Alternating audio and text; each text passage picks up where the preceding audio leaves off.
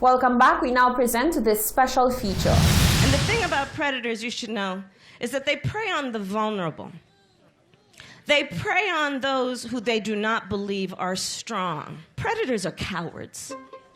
Predators are cowards. I think you've watched her sort of evolution of being the chief prosecutor. So I need to be correct as best I can. I do want you to be honest. And I'm not able to be rushed this fast. It makes me nervous. This is who she is. She's been trained to get the truth out of folks who are not forthcoming. Is there a person you're talking about? I'm asking you a very direct question, yes or no? I think at every stage of her career, she's been in the arena and she's been fighting. One of her childhood friends, recalling their early years together, said, you know, Kamala's just been ready for this moment her whole life. Even as a little kid, she just got out there and she would handle business.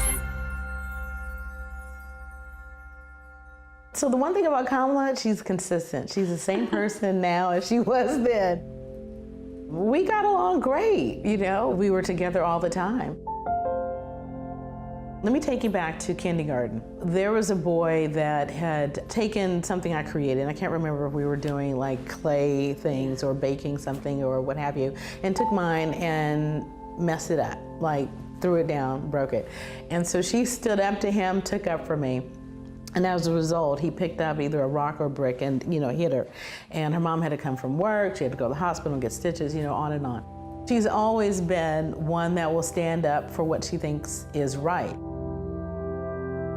I feel a sense of responsibility to stand up and fight for the best of who we are. And I'm prepared to fight, and I know how to fight. I love this one too. So this was 1988. This is Kamala here, short haircut, really tapered. Her mom, Shamala, her sister, Maya. So Kamala was born in Oakland, but really was a child of Berkeley. She and her sister Maya were raised primarily by their mother, Shamala, who was a single mom after she separated from her husband, Donald Harris. And her mother, even though she was from India, felt that living in Berkeley, it was really important to raise Maya and Kamala as strong, powerful Black women.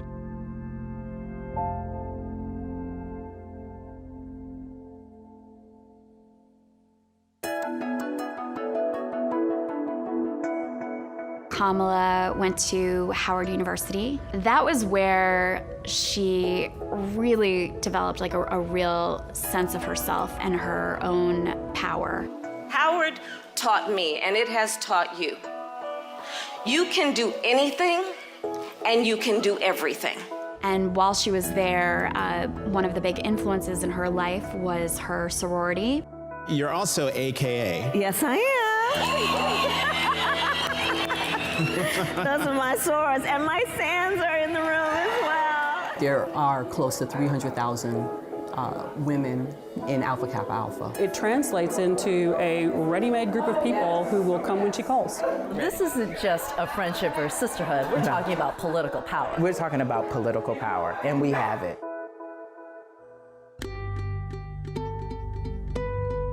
Even before she became a prosecutor, she really made a point of working with some of the most disadvantaged women in the Bay Area.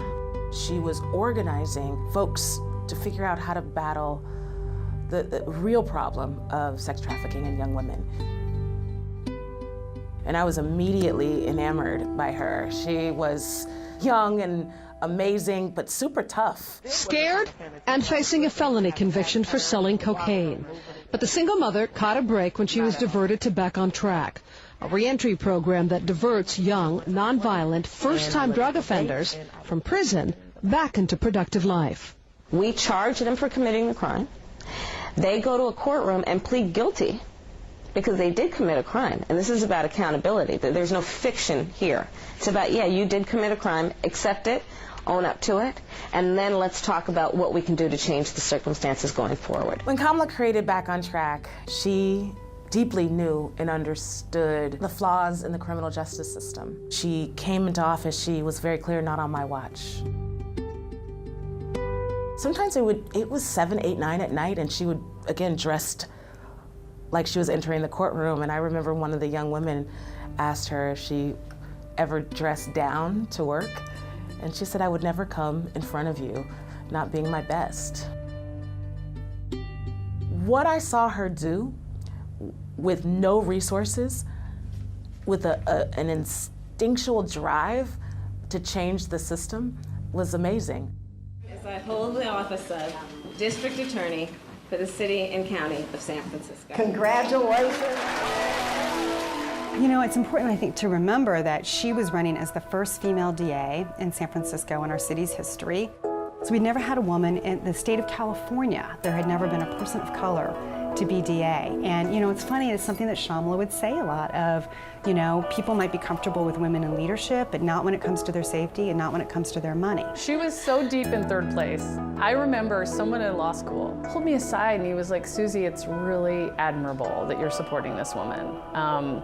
She does not have a chance, and if you really want to be a prosecutor, you can't support someone who has no chance against the sitting DA." Kamala wouldn't stop. 38-year-old Kamala Harris came out of nowhere and was swept into office as San Francisco's district attorney. And as she did, she made history. She was the first woman ever. Those were the hardest years of her career. Officer Isaac Espinosa was killed nearly 2 weeks ago on duty in the Bayview district. 21-year-old David Hill is accused of shooting Espinosa with an AK-47 assault weapon in the unprovoked attack. Isaac Espinosa was a model cop. He was the type of person that you'd want on your side out there in the community, keeping you safe. He was undercover.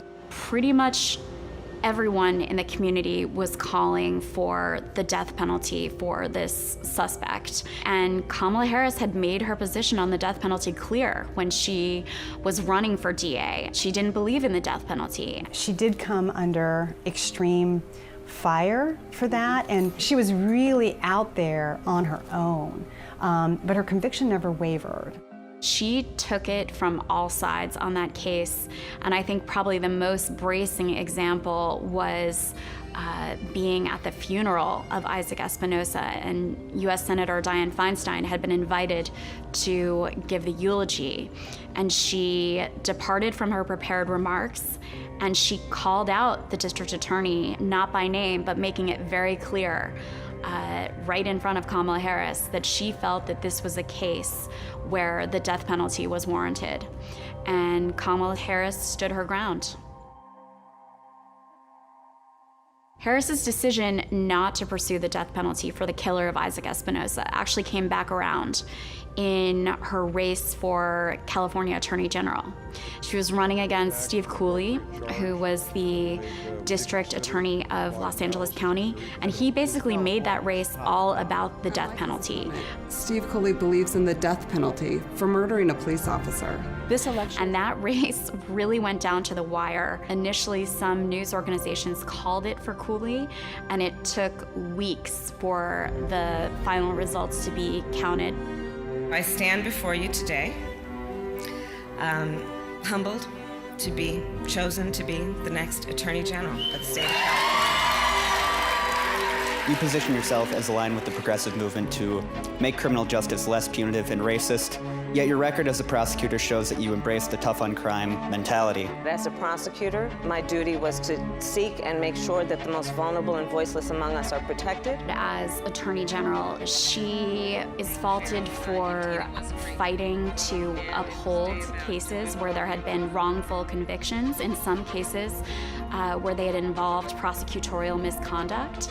Criminal justice advocates felt that she was much too cautious and politically calculating was often the criticism when she was Attorney General. She did a lot of work, both on her presidential campaign and over the last year, to try to address that distrust in the Black community. She believed, as a young lawyer, that she could make a big difference if she was working from within the system to try to affect change.